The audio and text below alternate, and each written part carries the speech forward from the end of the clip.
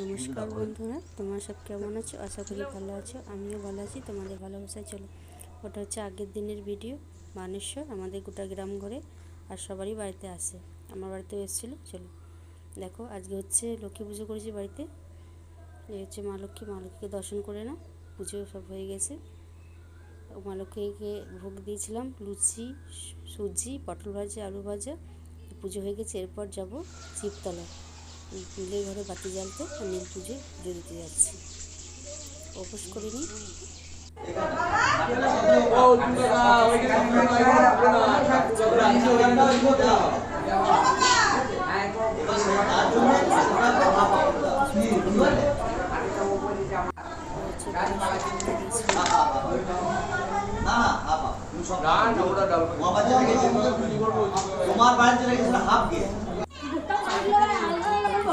নীলের ঘরে হয়েছে বাইরেটা, কত সুন্দর মন্দিরটা। দেখো, মন্দিরটা নতুন হয়েছে।